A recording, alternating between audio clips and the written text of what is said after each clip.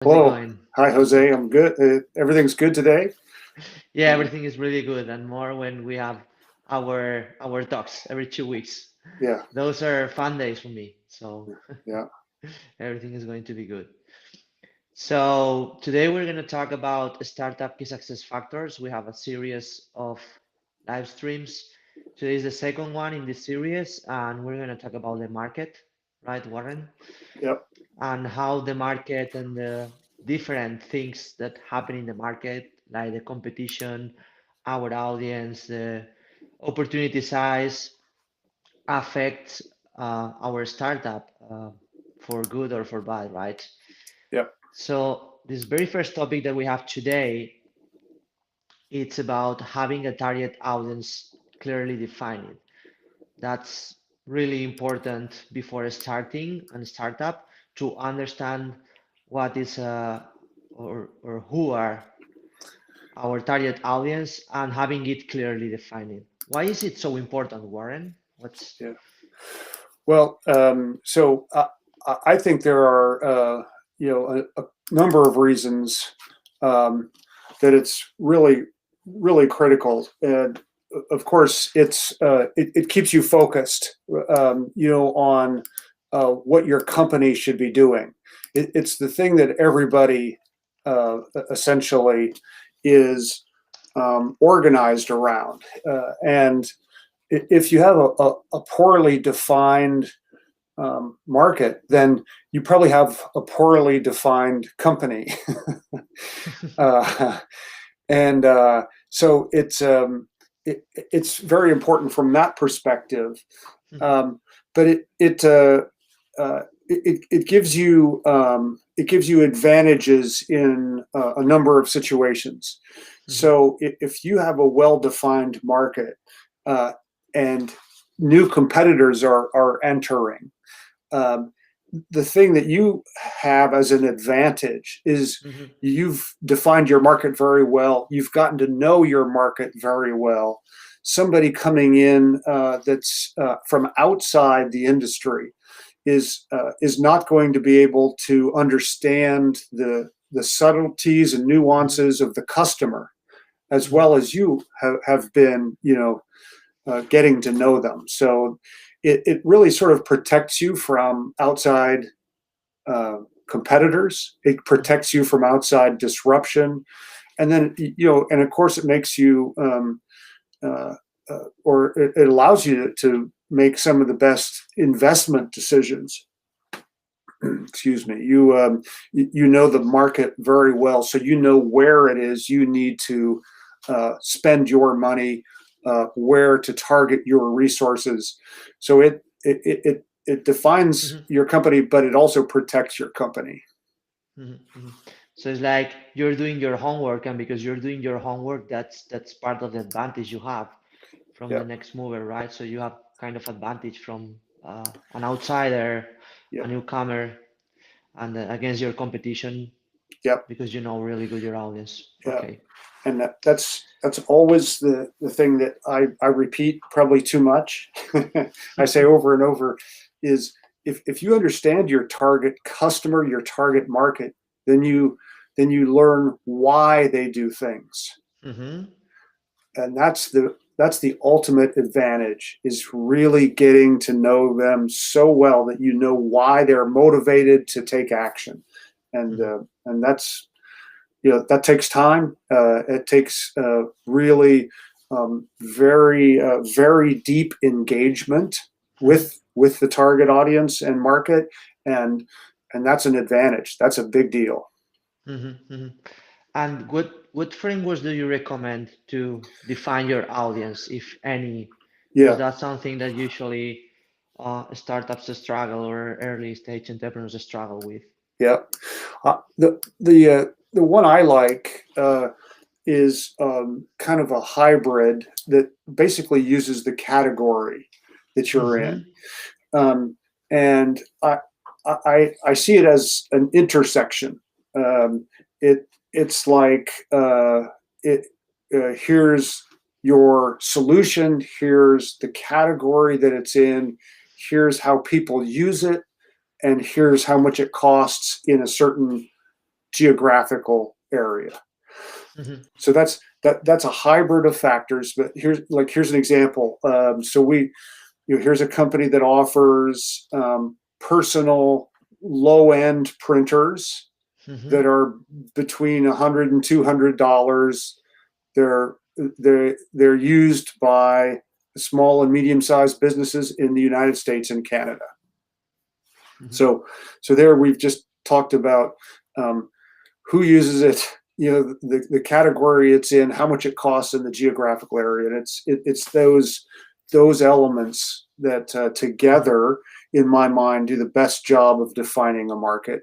It kind of adds in what I call the Hmm. application. It's the application as well as Hmm. the type of end user. The type of the end user. Yeah. And I know there are lots of different frameworks. Hmm. Yeah, like Maybe, buyer persona, right? Hmm. yeah. It, it's it, it's some that's one I'm not extremely familiar with in terms of actually implementation. So Hmm. that's why I really like the hybrid category description. Hmm. Hmm. And how do we get started, knowing our audience? Because this is kind of the chicken and the egg problem, right? We want to know really, really good our audience, but I mean, probably we are or not new in our industry and we don't know the problems and our audience. How do Yeah, we get started? yeah. Well, so that's one of those questions about how do you know them. Uh, there's two elements, and we're going to talk about this in a minute. Is how do you know how many are there, how big it is, Mm-hmm. how it's spread around geographically. So there's kind of a sizing element that's very important. Um, I I like um, the thing that we've also talked about, which is an inverted pyramid. I call it Yeah. the infrastructure Hmm. model. And Very because you're powerful. talking about a category, you can identify various people inside the category where you sell your product, and Hmm. and you need to have a meaningful conversation with them. It's not just talking to end users. You have to really talk to other, what I call category members or Hmm. category players. And those types of things will help you get to know your audience, especially um, the reasons, what I'm calling customer motivation, the reasons they take action, um, Hmm. and who all the different players are, who the competitors are, what kinds of events or media do they read or attend, and so the word of mouth pyramid Hmm. is a great place to start to get to know a category. It's a great place. That Hmm. doesn't give you numbers. That's the other side of the investigation into the market Hmm. is how do you get market size numbers. Hmm. So it's a lot about networking and researching, right? It is about start researching in the web, what is your audience doing, and then knowing people Yep, and outreaching them through the social networks and having meetings, Zoom meetings or whatever, or going where your audience is by observation and start talking with them about their yep, processes, which is easier if you are in a B2C market, right? Because you go outside and you talk with the people, but it's kind of more difficult in a B2B market because you yep, have to talk with companies, right? It's right. about this, right? Yep. This is It, the in in every market, there are always people who are um, gurus and luminaries. Mhm. They're influencers, and um, they've got a following. They've got uh, kind of like a lot of influence, really, over others in the category. In my mind, the thing that makes you more acceptable as a vendor is if the target market sees you as part of the category. If they say, "Oh, this company is part of this market that I'm in," Hmm. right? They want to see you as an active player, and to do that, you've got to know all the various people in it anyhow. Hmm.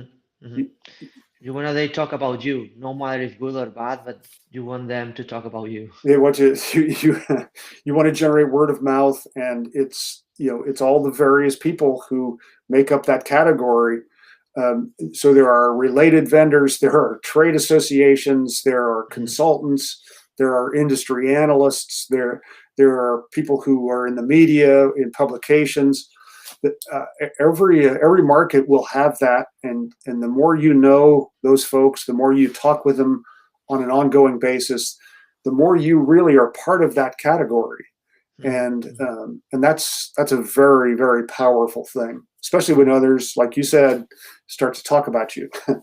Yeah, and probably that fits with one usually characteristic of a successful founder, right? Which is they are, I don't know if the word is shameless, right? But to go outside and start talking and asking to everybody, right? Yeah. I'm going one step ahead Oh, and I don't care what they think about. I'm just asking, well, right? think about maybe examples you've seen. It, this is why it's so important to be passionate about the area of business that you're in, Mm-hmm. because you're going to want to talk to people about what's going on, not just with your product or your new innovation, but with other companies, and who's active, who's doing what kinds of partnerships and alliances have been formed. You're going to want to talk about that just because it's an area of passion and interest.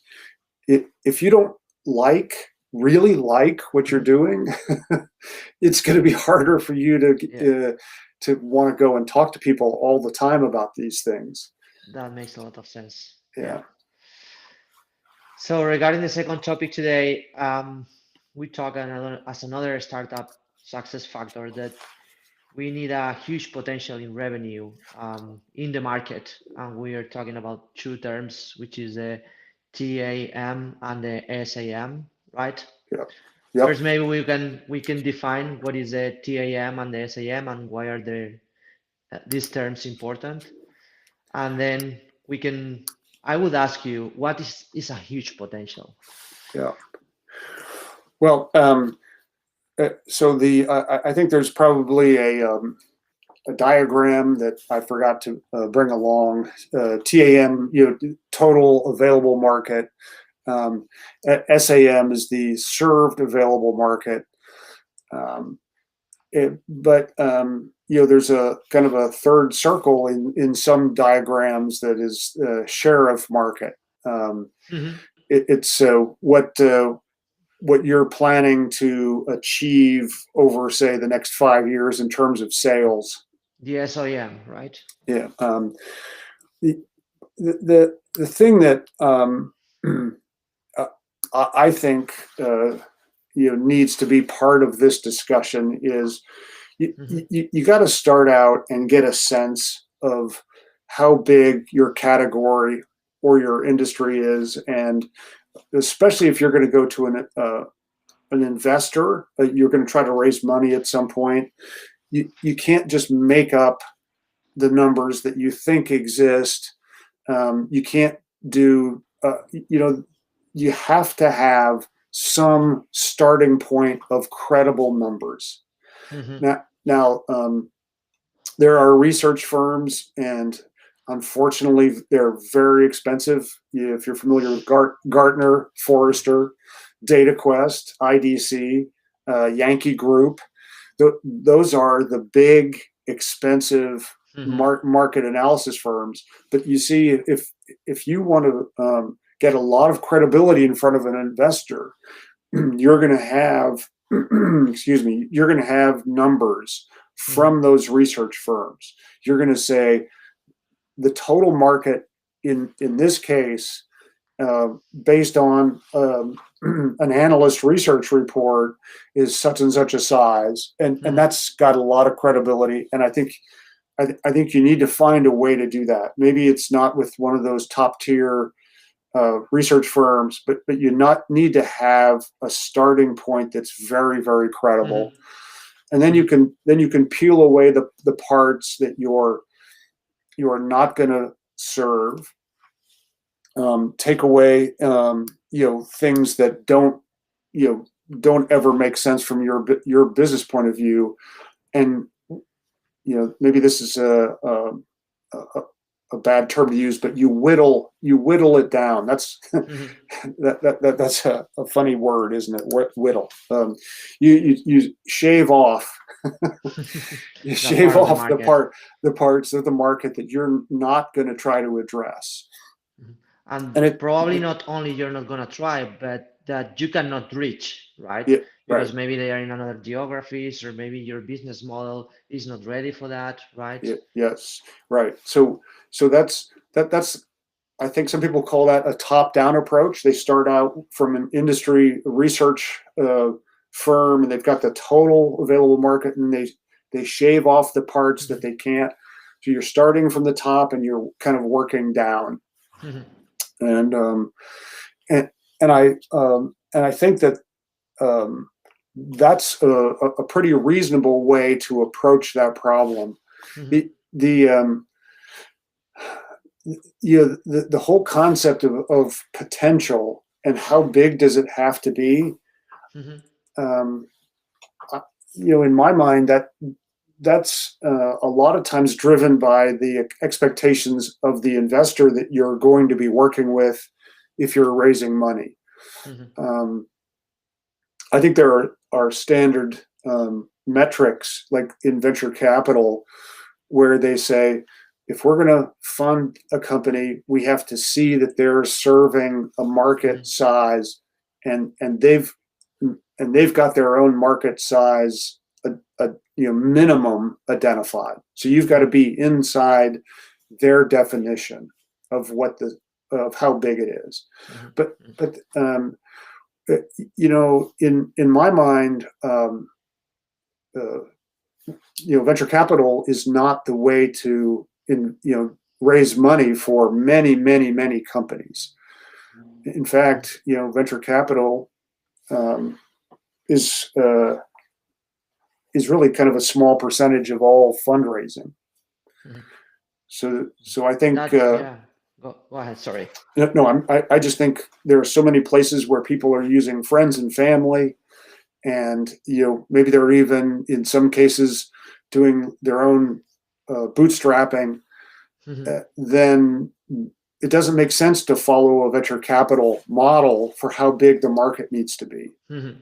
Yeah. And this takes us to the next question, which is, hey, not all the startups and even not all the founders want to be founded by a venture capitalist. And we are seeing a lot of, let's say, movements with bootstrappers, small founders, makers, indie hackers that today they would just want to build something that is making 6,000, 10,000, 12,000 a month Yep. and leave their day job and Yep. live about that. So, how does it fit with the affirmation that you need a huge potential to be successful? Yeah. I, I don't, I don't think that it makes sense to try to use the what I call the financial communities model. Mm-hmm. If all you want to do is create your own independent working arrangement, maybe your own little one man startup, and that's all you want to do, then uh, then there aren't going to be useful models for you to follow. Mm-hmm. The way there are models to follow for venture capital. Mm-hmm. Um, I it's so varied. I'm not sure that there's a good set of guidelines, but you're absolutely right. A lot of people just want to have one man startups. You're not going to try to serve a billion people. You're just Mm-hmm. not. and we've seen some very interesting founders just doing. Well, one example was a regional delivery of groceries, and Hmm. it was in one or two towns, and that's it. Hmm. So it's really kind of a function of what do you want to build, Hmm. and and how will your resources allow you to reach a certain audience. Hmm.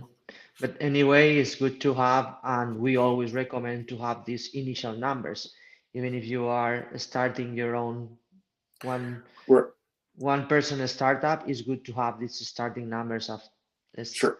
as the TAM, SAM, SOEM to know the potential of your startup. I Yeah. mean, because at the end, if you just can sell to one person, probably that's not making that much money for you to make it for a living, right? Right. So we got to start from this. Yeah. Now, Mhm. okay, now you want to hear someone who the other day was arguing the opposite. Okay, let's go ahead. I'm curious about that. I was talking with someone who does B2B Mhm. technology, and he said in his mind he can build a whole company just with one single customer. Mhm. you Wow, which um, in my mind is a very risky way to it's very approach risky. that, but that's how he's always thought about it. Is he doesn't need to understand um, how many companies are in his category, how many potential buyers there are. He just looks to serve one company very, very, very deeply Mhm. and doesn't look at anything else. But then after he or she, I don't know if is Yeah. he or she is serving this company, then he grows around that geography, taking profit Uh, of that revenue, or reinvesting that in growth, or or um, you know, or he just completely penetrates and exhausts that one client or one customer, and then develops a new technology, and then goes out and finds another single customer. another single. Now, and that goes against all of the business models and things that we always see, right? We see a lot of different Mhm. companies. You and I see all kinds of startups and emerging high tech companies. I, I have not seen someone who just says, I'm going to find one company as my customer, serve them very deeply for a short, maybe it's 6 months, a year, or 2 years, but just serve them very deeply and then start over again and go find Mhm. a new technology and a single customer for Yeah. that. That's a Oh, whole different approach.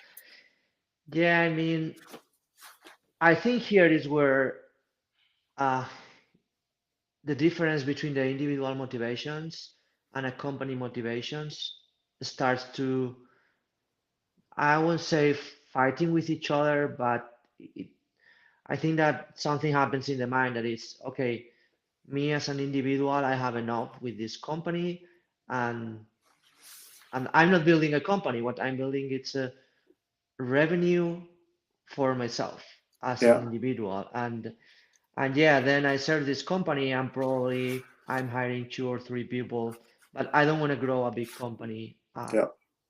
So I'm saying this because I have this experience in two ways.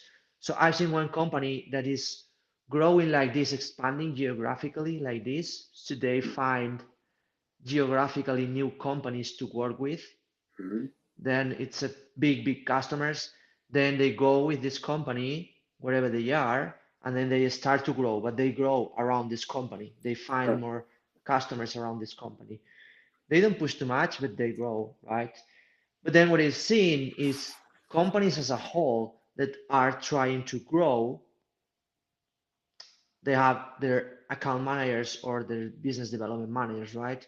So these individuals that are very good at their job, looking for new companies to grow, they what I've seen is they commit a lot with just one company. As a business development manager, not as a company as a whole, but you as an individual with your role, you commit and sell everything you can to that company, Yeah. and you are working with that company during 2, 3 years, making the most revenue you can from that company. Yep. And then after this company is kind of done, all the potential is done, then this individual, they go for another one. But as a whole company, your bosses, what you want from you is to have different customers to diversify the risk. But they, as individuals, they are going just after one company. Yeah. You know what I mean? So I think here this guy is just, is more thinking about an individual than not as a company, Yeah. right? I don't know what you think. Yeah. No, that makes perfect sense. I, I, it does. It is different than most of the models that we're taught. As we go through the Mhm. experience of our career, um, in some ways, that's called, and again, I'm using another American phrase here. I'm sorry. It's called putting all of your eggs in one basket. Uh, Warren it, Buffett. yeah. So if you if you're just focused on serving one company, or maybe it's just in a region, two companies or three companies, and then they go away, you're left with nothing. You have no you have no market. you or you have And to. that happened a lot of times, Yeah. but So companies don't see. yeah. Yeah. And it sure, it's great to be the lead provider of some service for Microsoft, but if Mhm. they change to something else, you've got nothing. Yeah. So I uh, I think that's an interesting model, and it sort of it sort of makes the exercise of total available market uh, is not really Mhm. something that you pay attention to if you're just selecting one or two companies and that's it. Yeah. Yeah. Let's jump to the next question, which not the next topic. So let's finish this topic with a question, which is we have not been talking about market growth. We've been talking about TAM, Yeah. SAM, but what about the market growth? Is it more important, you would say, than the total opportunity size or Oh, market growth? yes. In my mind, I think what's more important is your ability to to gain leadership and take bigger and bigger percentages of the market rather Hmm. than rely on the market to grow. It, there's a little bit of a crude saying, uh, that says if your market sucks, then you suck. Well, well, I don't like to look at it that way. What that implies is that if your market isn't growing, then you're stuck. Then you have no Hmm. alternatives. And to me, uh, what I think is always the best approach is if you just do a better job of understanding the customer, you can take share away from others. You can bring essentially buyers who are using alternatives, or buyers who have Hmm. not bought anything yet, and they're in your market space, and capture those. I think you can do a lot in terms of capturing more share, and uh, that's again, that this is one of these philosophical issues. There's so many people in finance and even in high tech that say, well, if the market isn't growing a minimum of 30% a year, then Hmm. um, you know then we're not going to fund this, or we're not going to get into Hmm. that. But that misses all kinds of opportunities, Hmm. um, to to be very, very successful. Hmm. Yeah, In because what happened when you're creating a new market? it, yes, well, that's yeah, That yeah. happened a lot. This is one of the other things. Stepping back, when you go, and you get maybe you work with a research firm and you get, some type of market data. There are times that the market doesn't exist. Hmm. They're not going to have anything. The example was, um, well, when the personal computer first came out, there that's a brand new market. Hmm. There were no, market research firms talking about here's the size or the growth of this personal computer market, because it didn't really exist. So Hmm. you had to start somewhere, Yeah. and where you might start is, well, let's see, it's going to replace typewriters, so you might as well look at the market size for typewriters. But, um, the typewriter market probably wasn't growing very much. Hmm. And here you're coming in with a brand new product that is going to explode in popularity. Hmm. Yeah. So, it's Makes all the sense. yeah. So it's an interesting situation. I don't like to lock anybody into, uh, a situation, because just as we talked about, there are so many different ways things can be successful. Hmm. You can be successful in a market that doesn't grow. You can be successful in a market that doesn't really exist yet. You can be, Hmm. successful in a market that's growing like crazy. Why lock yourself into Hmm. into just one model? I don't think that makes, much sense. Hmm. Hmm. I like that affirmation. Why lock yourself Yeah, in this one model? right, right. Yeah. So let's jump to the next topic, which is Yep. about the solution position in the market versus your competition is clearly defined and credible. This is another startup success factor. And here, my very first question is, do we always, as a company, as a startup, have to find differentiation? Oh yes, absolutely. Um, and I think that, the thing that probably is, misunderstood is, you don't have to just differentiate, or you're not locked into differentiating based on features. Mhm. That's the thing that I think, is really, really, um, uh, it's a narrow focus, and it actually can lead to products that are less usable, less, they're harder to use. Is there's all kinds of features added in the name of differentiation, whereas I think, there are many, many other ways to differentiate a product. You can differentiate your product just based on who sells it. Mhm. Just boosting your channels. You're right. So it's a form of differentiation based on channel. Um, you the the old, I guess you'd call it a business school model, is, you can differentiate yourself just based on perception. Mhm. That's essentially, the product doesn't do really anything differently, but you're perceived as being very different. Um, Your you and brand. your brand. Talk about, all right. So, you and I were talking about clothing earlier. If you're familiar with a company called Patagonia, Yeah. all right. Mhm. Well, all right. They sell clothing.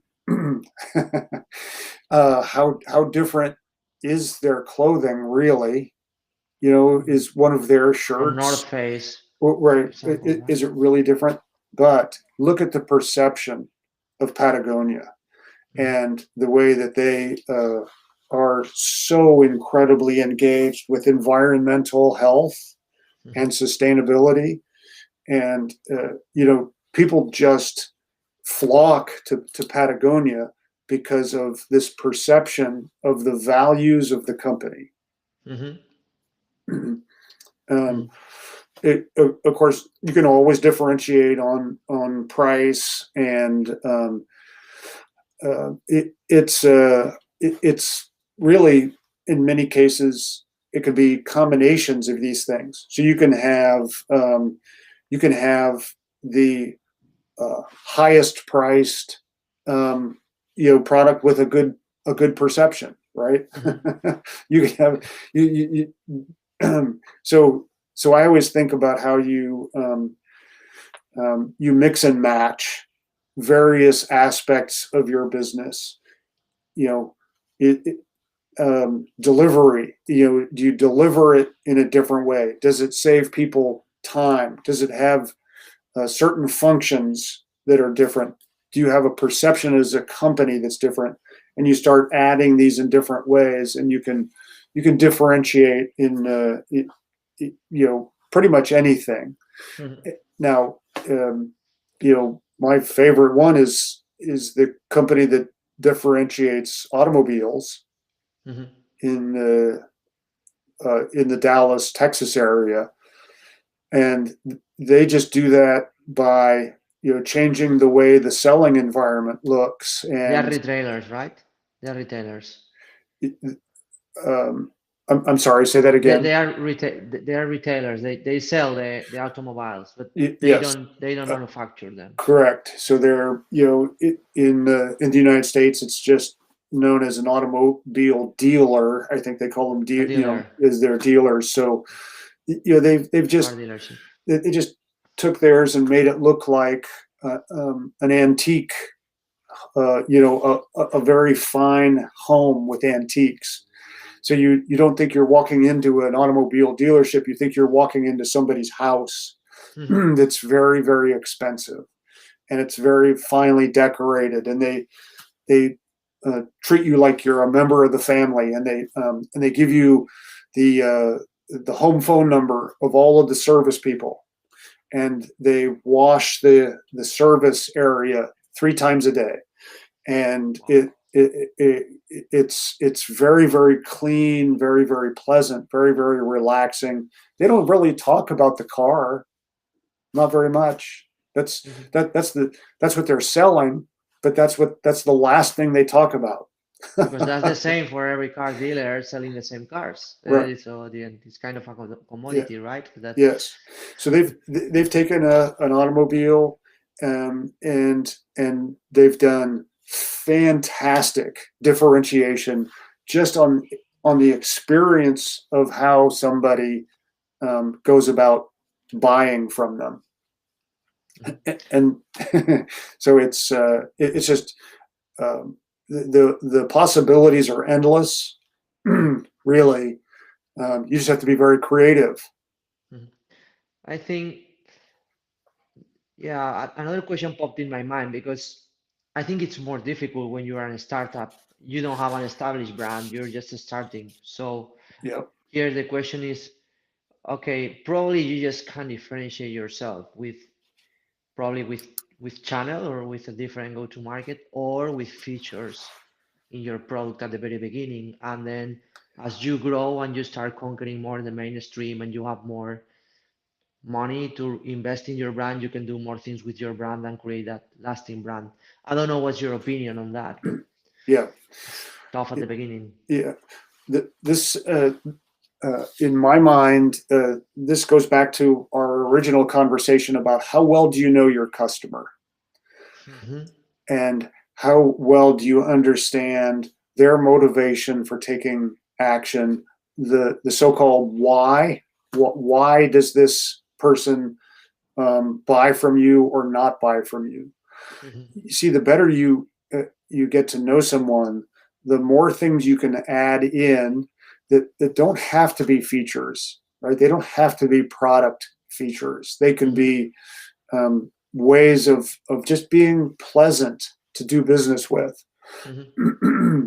um, so yeah, you use that. automobile dealership as the example again, that's someone who understands that people aren't primarily driven by the features of the product itself. Mm-hmm. They're more attracted to what do you surround your product with? How do you sell it? What's the buyer experience? How do you treat them after they've purchased?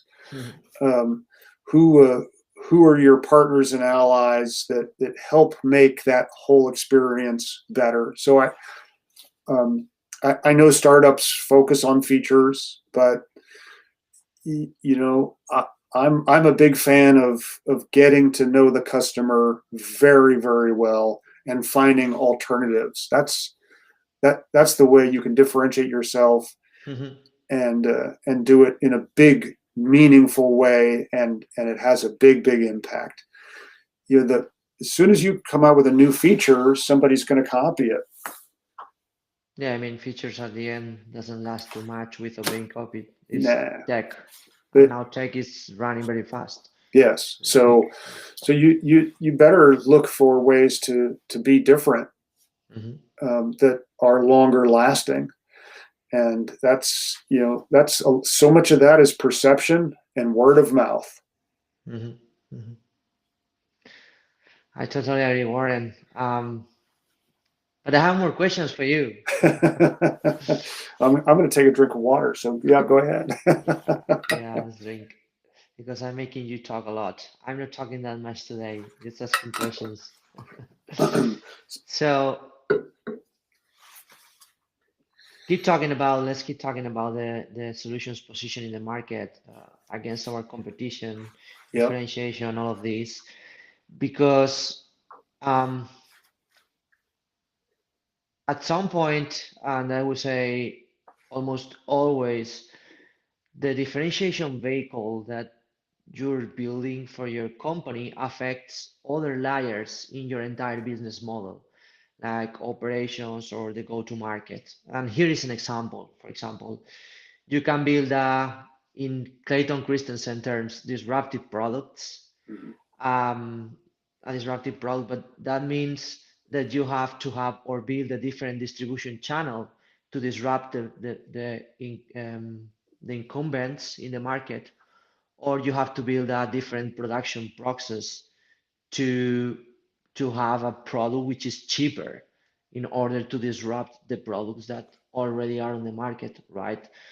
So so that means that you either have to build differentiation, you have to rely on your channels, which is your go-to market, or in your operations to build cheaper, right? Or to produce cheaper and manufacture cheaper.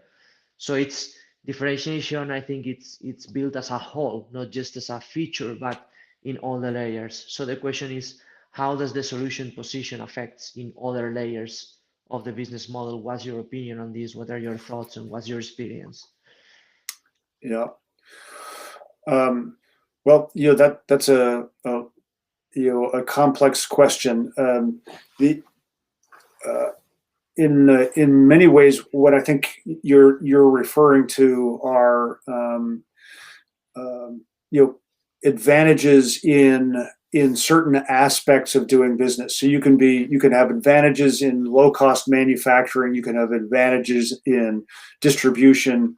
You can Mm-hmm. have competitive advantage in in many different elements. Uh, and I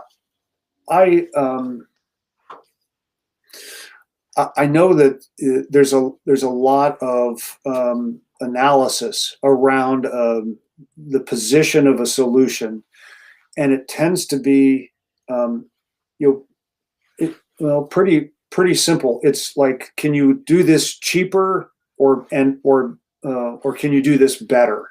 Mm-hmm. Right? It's better versus cheaper, right? Mm-hmm. And they create this. Well, here's a model. I can deliver this, um, and it's not any better, but it is cheaper. I can deliver something that is that is not cheaper, but it is better, right? That's Well, Porter's matrix. yeah, right. Yeah. So it's I I I like as an alternative, what I just call the pain versus gain Mm-hmm. comparison, Mm-hmm. uh, because um, the so-called metric of better and the so-called metric of cheaper, those are too one-dimensional.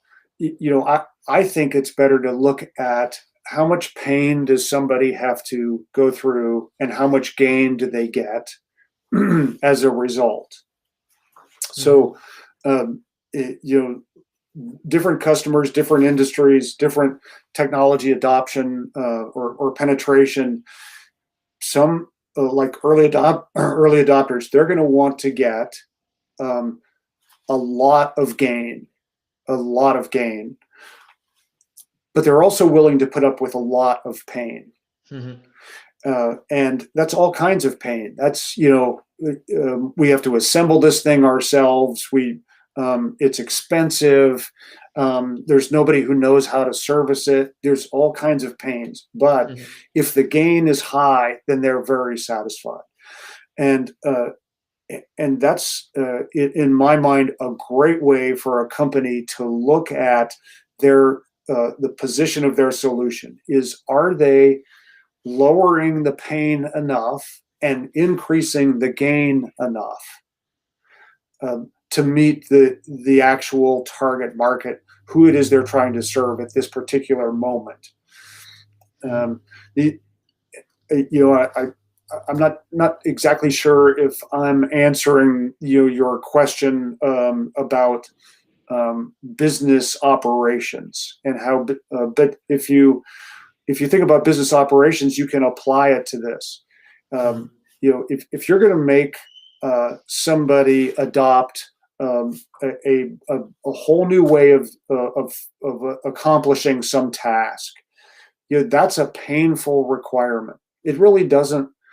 It doesn't matter how good you are at delivering something. If you're telling someone you've got to tear out everything you use now and put in our new thing, that's a painful requirement, It and is. and and the gain that you provide had better be awfully high. And in many uh, markets and industries, the task is, how do you look for ways to lower pain constantly? Lower, lower, lower. Now that's business operations, that's channels, that's price, that's partners, that's the nature of your product and how long it lasts. It's all kinds of things. You lower pain and try to increase gain. Mm-hmm. That's uh, maybe it sounds a little bit simple, but you can do a lot of things just looking at Mm-hmm. how much pain do you ask the customer to endure and how much gain do they get in return. Mm-hmm. Mm-hmm. Um, I you'll think find, that, you know, yeah, sorry, Warren. no, I was just going to say you'll find there are customers who don't really require lots and lots of gain, but they Mm-hmm. want almost zero pain. Zero Zero. pain. Probably that those kind of customers are more the laggards, right? Yes, that's By correct. the end, because Yes, they're more risk. They're more thinking about the risk and the pains, right? yes, And the yep, gains. And correct. so probably in the very beginning, the innovators are the ones. All the gains, I don't care about the pains, and then Yeah. the laggards are more about I don't want any pain. I don't care about the gains, I don't right? care so much about, yes. Just don't hurt That's me. it. Yeah, um, yeah. but and it's really interesting. You can get stuck in the middle. I kind of call it a dead zone. You can get stuck where things, your product, it's got some good things. You deliver some value. The pain is not too high. So you get performance or feed or a return on your investment is it's good, but it's not great. The pain is it's not terrible, but it's not zero, Mhm. and you're stuck in that middle spot where you're wondering why is it we're not growing. Why is it there aren't more people buying our product? Well, look at your pain versus gain. It's that's just another comparison that some people call value. Mhm. uh, The difference. and you can get stuck in a place, a dead zone, where the pain is not terrible, but the gain isn't good enough to get people. It's two dimensional. Maybe it's Mhm. just a little bit too painful, not quite enough gain, Mhm. but that's a good place to look for how to change all kinds of things in your company. Get push gain up, push pain down. Mhm. Mhm. Got it. And this answers the question about the frameworks. And this kind of framework reminds me the Tony Ulrich growth matrix.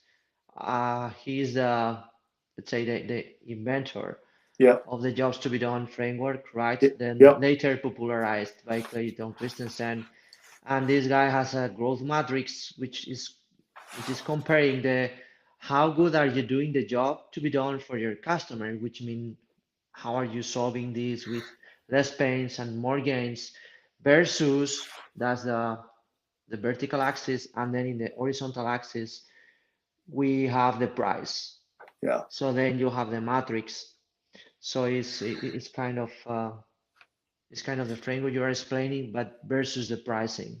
yeah, And I like uh, to use that one to think about my positioning in the market when I launch something. yeah. Now, the thing that you have to keep in mind is one of the things you mentioned just a moment ago is if you're selling to early adopters, price Hmm. is not an issue. But it's not like you're going to dramatically increase the number of early adopters buying by lowering price or getting or Hmm. using that price metric as a way to drive your business decisions. That that goes back to understanding the motivations of an early adopter. They're not price sensitive. Hmm. So um, you got to know where you are on the adoption curve to decide how much attention to pay to that other axis known as Hmm. price, because at the start that's not going to be an issue. An issue, right? Yeah, Another thing is you are starting, but you are starting competing into the mainstream, right? In that case, you gotta go at your competition and what are y- your motivations yes, yeah, of the customer. yeah. Hmm. Okay. So we're 5 minutes away to Okay, all finish right. it, and we still have one topic. But anyway, we can take another 5 minutes if you have time. Yeah, The final topic is there is little or no competition, and or we as an entrepreneurs and our startup, we have a very clear plan to beat the competition. Um, so yeah, I wanted to talk about a common founder mistake, right? Which is, oh, I have no competition. right. Yes, And yeah, discuss a little bit that we always have a competition, which is what the customer is doing now, right? yeah. you, you know, uh, that's a funny topic because everybody has a competitor. Whether you know it or not, everyone has a competitor, and that Mhm. competitor is called the customer does nothing. So, so Yeah. competition is an alternative to what you provide, and an alternative from the customer's point of view is, well, I'm not going to buy anything. Yeah. So uh, it, it's it doesn't make sense to have I have no competition, and it it also it is an important topic, especially again if you go back to raising money.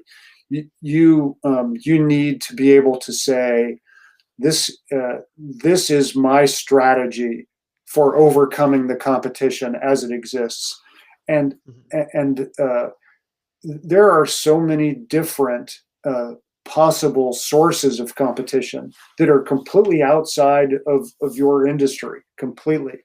It's the people who do Uber, they I'm sure they recognize there's all kinds of competition, and it's not just taxis.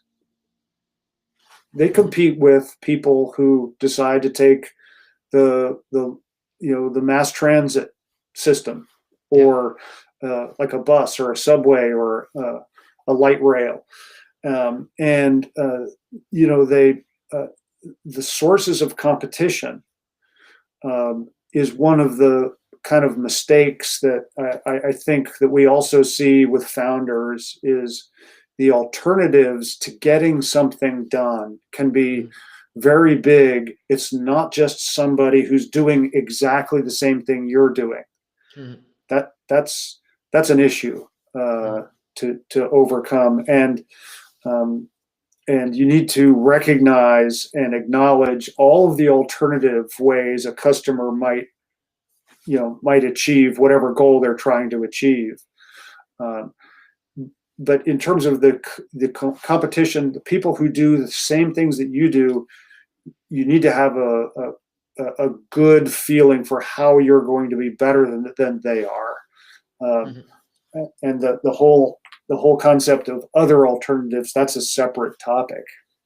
Mhm. Mhm. Yeah, I think so. I like to talk. Um, that this is another Clayton term, right? It's are the compensating behaviors and then non and competing against non-consumption. Right. So if you think you have no market, it's because you are competing versus a non-consumption market, which Right. is not paying for a solution like the one you're providing, but they have for sure compensating behaviors. Yeah. So it's about building a solution that it's overweights those compensating behaviors, right?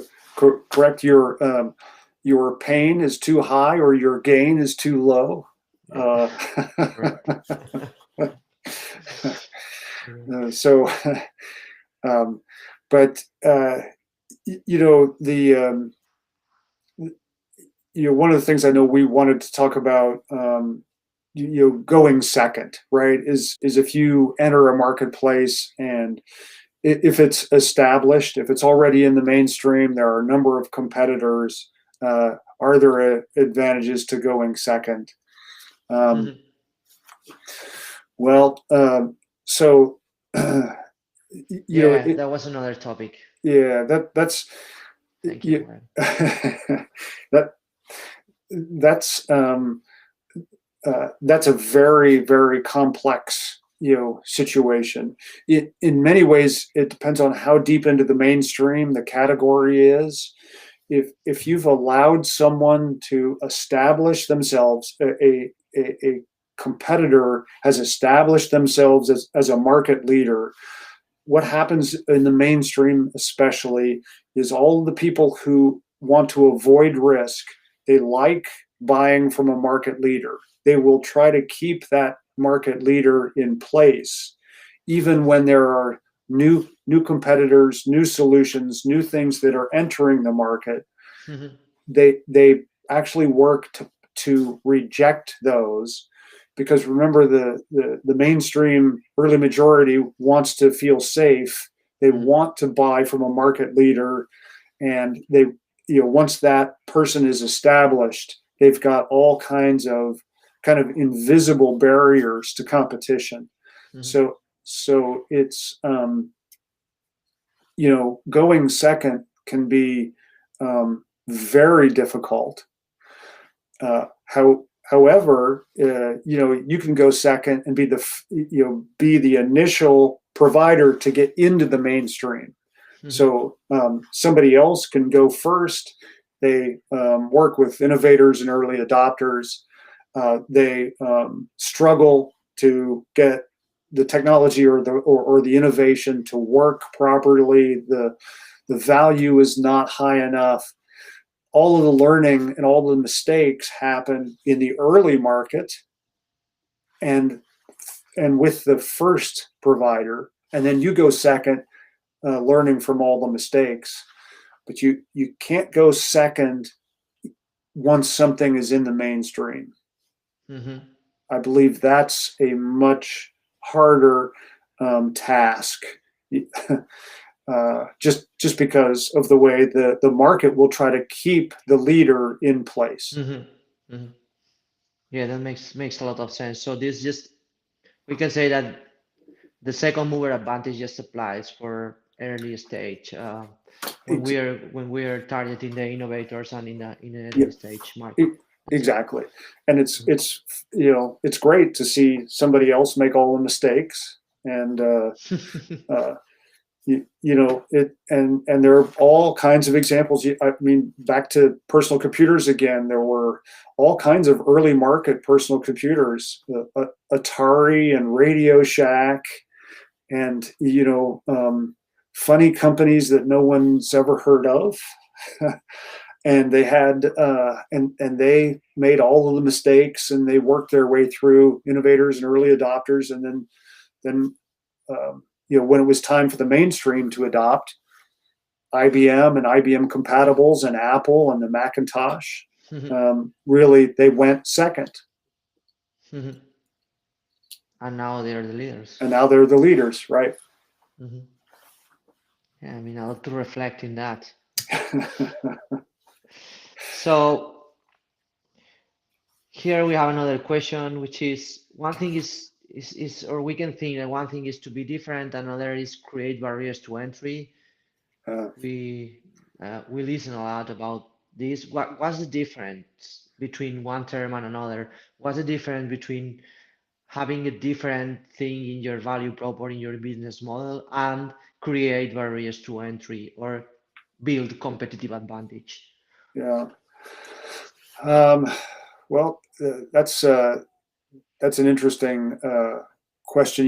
The original barriers to entry um, concept was was mostly associated with things that were very expensive to copy, very expensive to create. So Hmm. if you had a certain manufacturing capability, Mini then meals. it's yeah it's one of those things where you can't just um, jump into that business and create those manufacturing facilities, and that's a barrier. So are established channels and trained salespeople, and positive word of mouth, and the perception of market leadership. All of these things are barriers. Those are things that are very Hmm. hard for others to copy or take away from you. And in my mind, that those are also points of differentiation. Hmm.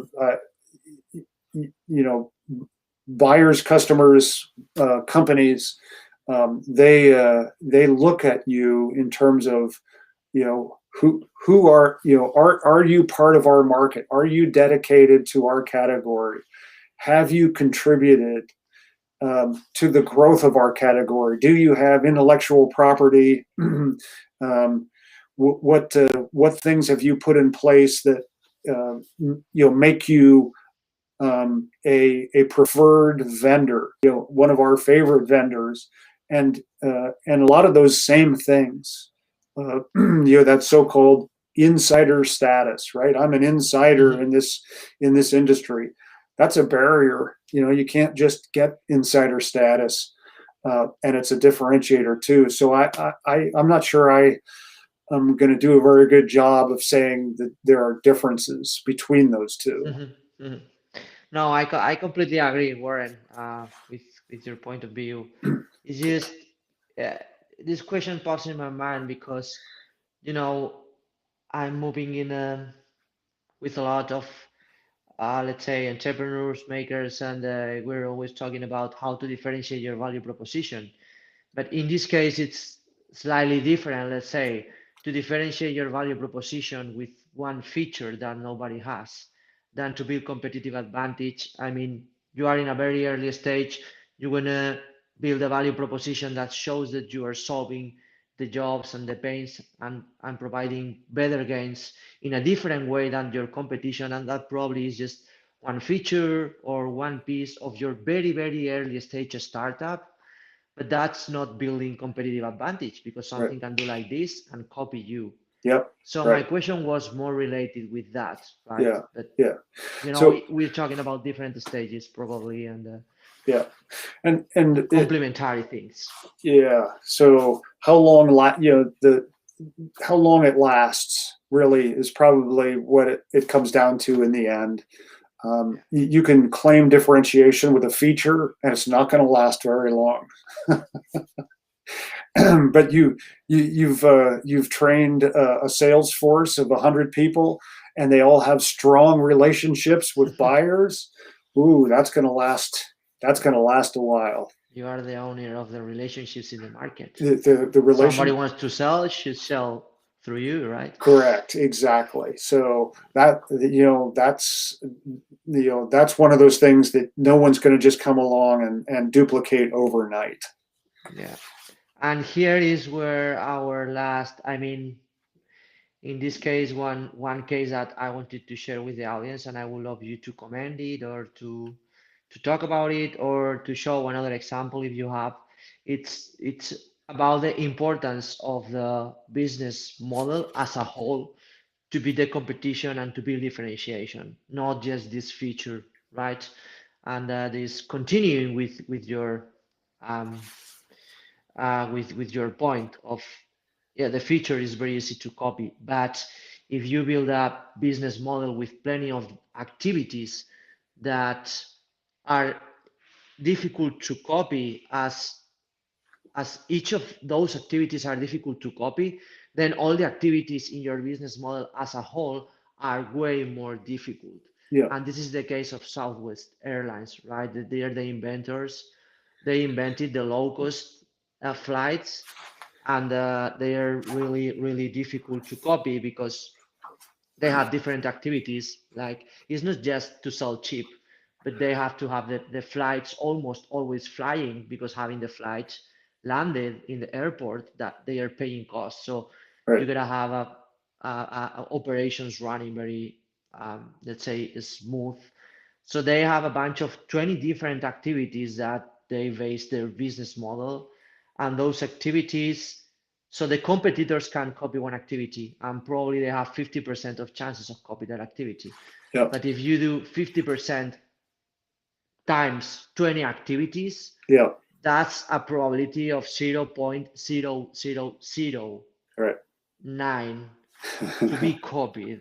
So Yeah, it's not just about, build one feature, as you were saying, right? It's about yeah, building a full business model with activities connected to yeah, reduce the probabilities or the likelihood to copy from one competitor. And this is Southwest. yeah. Uh, Absolutely. Eh, and we've touched on these things, throughout our discussion here. The automobile dealer in Dallas, many different activities. It's not just they Mm-hmm. make you feel comfortable. It's not just they give you the phone numbers of the service people and they keep it very clean and they treat you in a certain way with a beautiful environment, and they give you a free car to use if yours ever breaks. And Mm-hmm. it's many different activities, and you can probably find this written online. People try to copy this, but they only do maybe one of the activities. They only right they they only give the free loaning. They only loan a car while yours is being repaired. They just do that one activity, and it doesn't even come close to competing. Um, and this is in a commodity business. So Absolutely. It, I would never try to compete or differentiate on a single Mhm, element alone. Never. mhm. And I think that that phrase is perfect to close our Yeah, live session today. I think yeah, it's great, yeah, that affirmation, Warren. yeah. Okay. So thank you so much for your time today. Sure.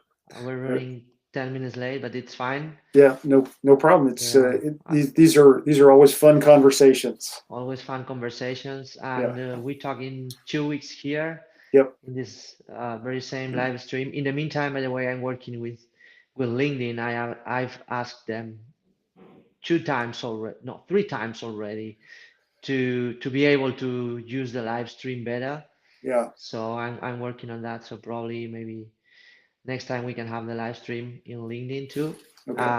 And yeah, I'll summarize everything and share with all our viewers Excellent. and the people that can be benefit from it. Okay. So thank you, Warren, for your time, and let's My, talk later. my pleasure, Jose. It's good to speak with you, and we'll talk soon, I hope. Talk soon. Yeah, please. Okay. Have a great day. You too. Bye, Warren. Bye bye.